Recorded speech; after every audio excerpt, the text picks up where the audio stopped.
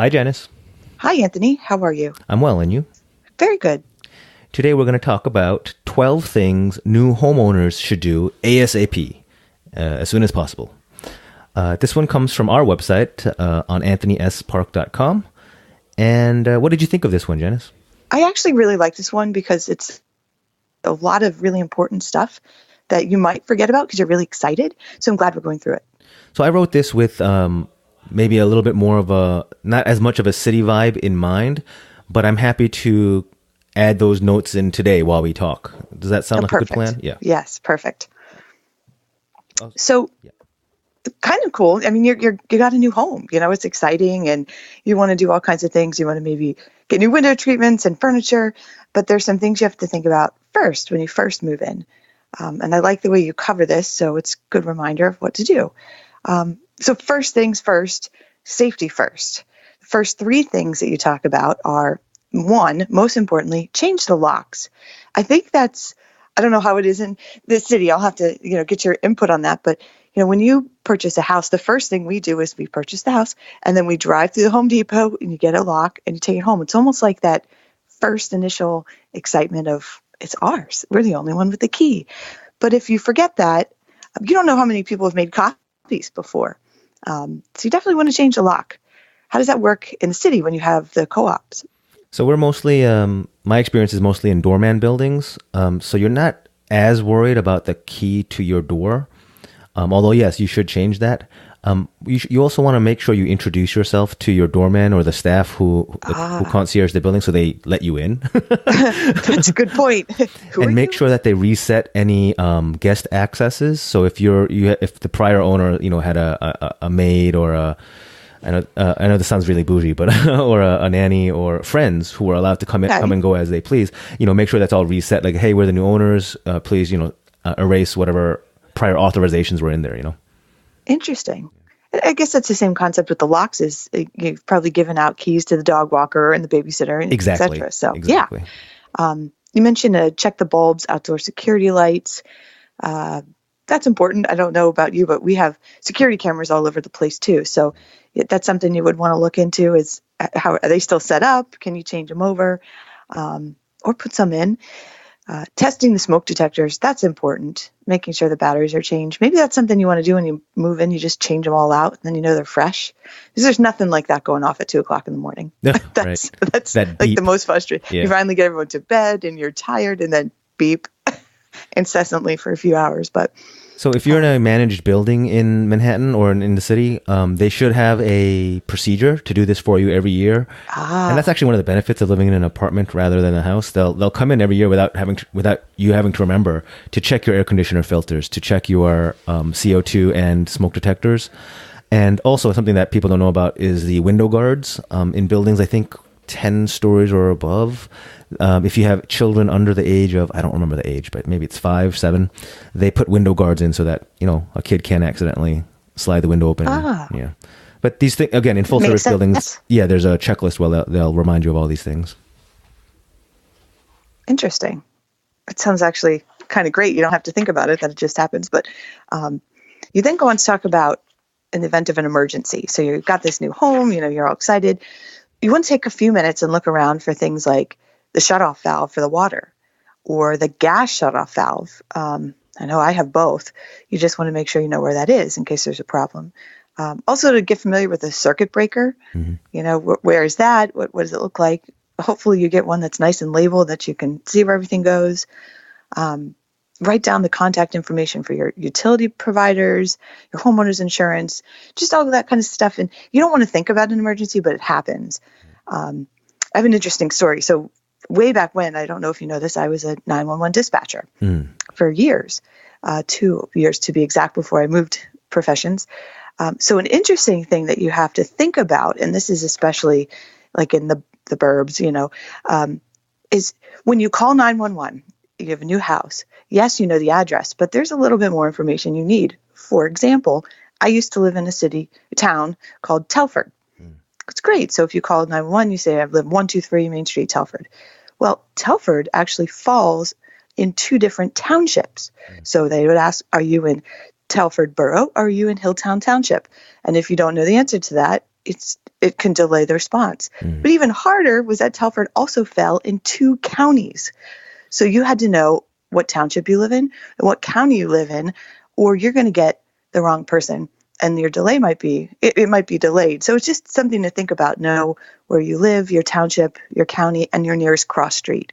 Those are 4 things they're going to ask you immediately before they even ask you what the problem is. That's a very, very specific and interesting example of having to know the lay of the land of where you moved into, yeah?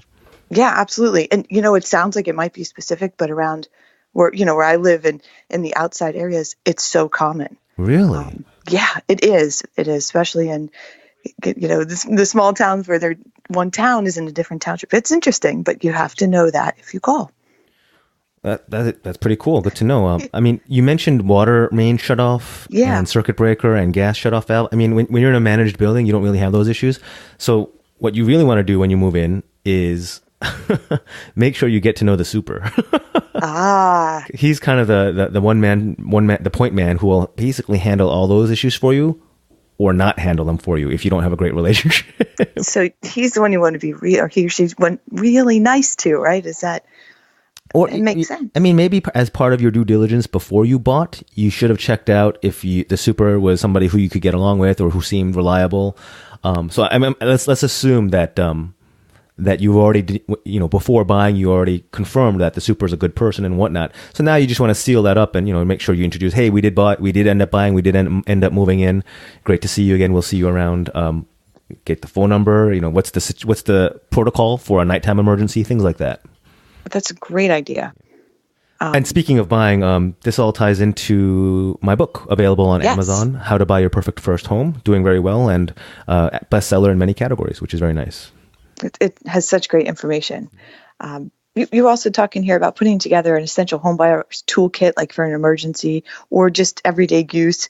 You list out some things here which are really great to have, including plunger, pliers. There's different things you're going to maybe have to quick fix that the super won't help you with, or, you're here by yourself. You can't run to Walmart to get something to fix. So it's a good idea to have flashlights, things like that. And that's a good list if they want to look at your blog here. You talk about getting in the maintenance mindset, cleaning out the dryer hose and the exhaust vents. That's important. People forget that. Changing the air filters every 3 months, just really kind of try to stay on top of everything. When you move in, it's a nice fresh start. Maybe go through, do everything so the day you moved in or a couple days later that everything was fresh at that point. Did I miss anything in the blog post? Is there anything with, and this will show that I'm not really a suburban guy. Is there anything you need to inspect with regard to your septic or your sump pump or anything like that? I think most of that comes when you do the home inspection. Before you even move in what kind of condition and what needs to be done. Cool. So if there's a problem, you'll know that in advance. I think if you wait until you move in to then look into your septic and sub pump, you are way behind the 8 ball. Very good. You probably shouldn't have bought the house if you don't know what's going on. But no, it's good. It's good to know if something was flagged on your report. You need to have that taken care of ASAP. Right. So we're talking about more day-to-day type things. Very good. Absolutely. And you finished up with saying about record keeping, which is important because how many documents do you get at a closing? Oh, boy. I think 2 inches of paperwork maybe that barely fit in a container. But you want to keep track of everything and maybe have an extra drawer, a junk drawer, just where you put all of your stuff. Mm-hmm. It's a little different in the city, but out here, we had a small roof leak. Well, we remember saying, something about the home inspection and there's a warranty, but you don't remember. Right. Well, we just went back to this large, huge stack of papers that we could throw things in, and it happened to be there. So that's just a good thing to keep everything together. Maybe time to sit down and make a budget. You probably should have done this before, like you said in your book. You need to have it pre-planned, not, oh boy, we need a budget. But if you haven't, it's a good time to start. Also, rolling back one item back to the closing documents, in the city, when you buy in a condo or co-op, you're going to receive this big, bound document, usually an inch or more thick, called your offering plan. Most people don't read it. But the thing is, you need to have it because when you eventually sell, you're going to hand that to your buyer as well. And if you lose it or if you don't have it, you have to order a new copy from the condo board or co-op board, and they'll charge you like a couple $100, which is, a ripoff. Ouch. So just hang on to it. So just hold on. Like you said, throw it in that drawer just for a later date. Yeah. And in terms of updating your budget, I mean, doing your budget in a sort of hypothetical vacuum before you buy can feel a lot different than when you do it after you've bought and you actually see that much lower balance in your bank account because you paid your down payment, right? So yeah, I think it's a good idea to do it again once the transaction has closed, so you just kind of really feel it. I mean, if that makes sense. Yeah, absolutely. You're just revisiting it based on real life numbers, not projections. Yeah. Okay, cool. Anything else, Janice? No, this was great. I think it's just important to take a few minutes and do the stuff, get it over with, fresh start. Cool. All right. So that's, again, 12 things new homeowners should do ASAP, available on our blog at anthonyspark.com. Check out the book, How to Buy Your Perfect First Home, available on Amazon. And we'll talk to you next time. Thanks, Janice. You're welcome. Talk soon. Bye.